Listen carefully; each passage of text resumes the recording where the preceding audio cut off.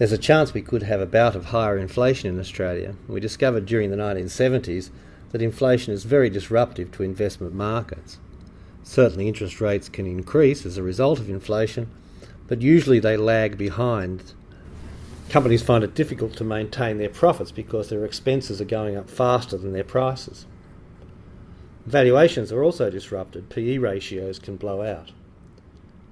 And in the initial stages of inflation, there's almost nowhere to hide other than cash and in investments with indexed income. There are inflation index bonds available, and they're issued by infrastructure companies that have their own inflation indexed income. They're currently trading at about a 15% discount, and so the yield on current prices is just a little bit over 3.5%. Now, each quarter, the value of the bonds is adjusted to allow for inflation, and the income then increases in line with the value. These are quite long-dated securities with about 25 years to go before they mature, so you can buy them on the secondary market and also sell them on the secondary market at some point, although clearly the price at which you sell is never guaranteed. The minimum investment is $50,000, and you can't access them through wrap accounts. The other place to look for indexed income is infrastructure investments and some property investments. Now, infrastructure investments are really monopolies providing necessities, so the income is virtually guaranteed.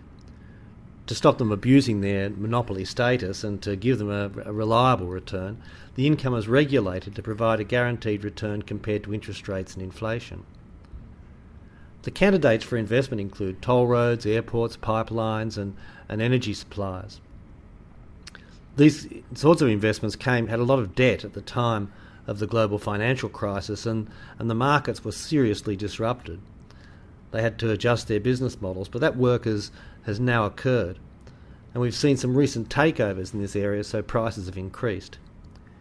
We think there's still good value there, however, for the discerning buyer. There's a particular opportunity available at the moment where income isn't indexed, but where the income will increase at a much faster rate than interest rates should interest rates start to rise. We're talking about old-fashioned income securities that are listed on the share market. They were issued by the banks in the 1990s and they don't have a maturity date.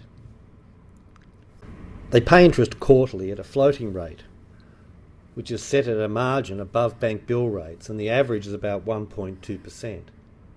So if bank bill rates are 3.1%, then these investments pay 4.3%. The income securities that have been floated since the global financial crisis have had a higher margin against bill rates. And the opportunity is that these older versions are now selling at discounts of anywhere between 25 and 35%. So here's how they work. The investments have a face value of $100. Now, if bank bills are currently 3.1% and the margin is 1.2%, then their coupon rate is 4.3%. In other words, you get $4.30 per security.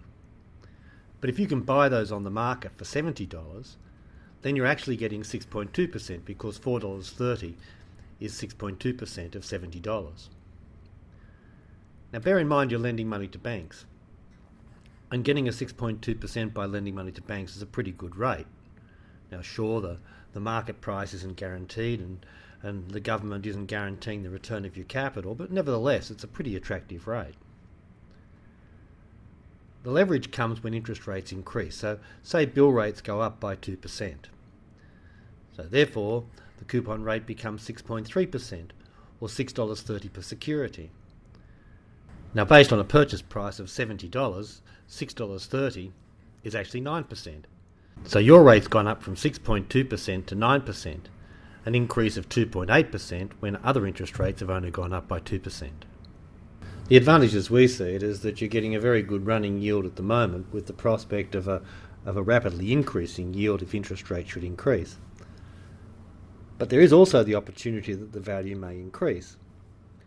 I mentioned that the new notes that have been issued at a higher margin above bill rates, and all of these new notes mature at some stage in the next few years.